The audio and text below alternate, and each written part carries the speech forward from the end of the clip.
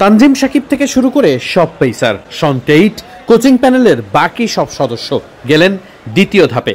সকালবেলা এক গ্রুপ ইতিমধ্যেই পৌঁছে গেছে দুবাই, দ্বিতীয় গ্রুপ সন্ধ্যাবেলায়। তানজিম হাসান সাকিব টিম বাস থেকে নেমে আসলেন সবার আগে।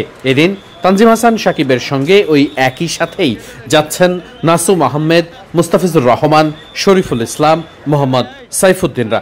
এছাড়াও বাকি কোচিং প্যানেলের যারা সদস্যরা আছেন তারাও এই একই ফ্লাইটেই যাচ্ছেন আবুধাবি। ক্রিকেট বোর্ডের একাডেমি থেকে যারা এসেছেন তারা সবাই একটা গাড়িতে করে এসেছেন, ছোট একটা কোস্টার গাড়িতে, অর্থাৎ বিসিবির একটা গাড়িতেই এসেছেন তানজিম হাসান সাকিব, মোহাম্মদ সাইফুদ্দিনরা। এছাড়াও যারা যারা বাড়ি থেকে এসেছেন ব্যক্তিগত গাড়িতেও এসেছেন তাসকিন আহমেদ, মুস্তাফিজুর রহমানরা। মোহাম্মদ সালাউদ্দিন কোচিং প্যানেলের নিশ্চিত করেই সব থেকে বড় আলোচিত নাম।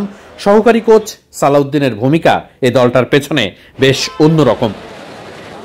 ক্রিকেট বোর্ডের চিকিৎসকদের মধ্যে যার নাম সব থেকে বেশি শোনা যায় অর্থাৎ দেবাশিস, তিনি এবার যাচ্ছেন দলের সাথে।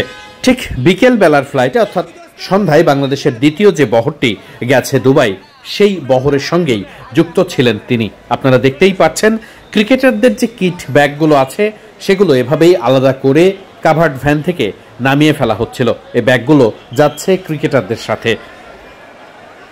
সাবেক ওপেনার নাফিজ ইকবাল খান, তিনি দলটির অনেক দিনের ম্যানেজারের হিসেবে দায়িত্ব পালন করছেন সুনামের সাথে, তিনিও আছেন দলের সাথেই।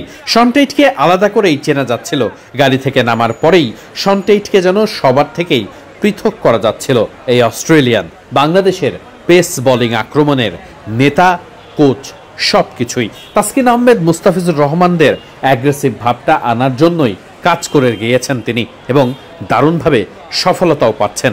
সামনেই বিশ্ববিখ্যাত মুস্তাক আহমেদ, পাকিস্তানের লেজেন্ডারি এই কোচ বাংলাদেশের স্পিন বিভাগ ডিপার্টমেন্টকে করেছেন শানিত। এশিয়া কাপে বাংলাদেশ দল কেমন করবে সেটা নিয়ে সবাই ইতিমধ্যে ছক কষতে শুরু করেছেন। অনেকেই বাস্তবতার নিরিখে বাংলাদেশকে অনেকটা পিছিয়েও রাখছেন। তবে বাংলাদেশ দলের বর্তমান ফর্ম, ক্রিকেটারদের আত্মবিশ্বাস নিশ্চিত করেই বাংলাদেশ দল এশিয়া কাপে বড় কিছু করবে সেই স্বপ্নও দেখাচ্ছে। ক্রিকেটাররা সাম্প্রতিক সময়ে বেশ ভালো ফর্মে আছেন। বলতে গেলে বাংলাদেশ সবসময়ই টিম গেম হিসেবেই জেতার চেষ্টা করে। দলের বেশিরভাগ ক্রিকেটাররাই ফর্মে থাকার কারণে স্বপ্নে বুঁদ সকলেই। ক্রিকেটারদের একটাই লক্ষ্য, এবার তারা চ্যাম্পিয়ন হতে চায়।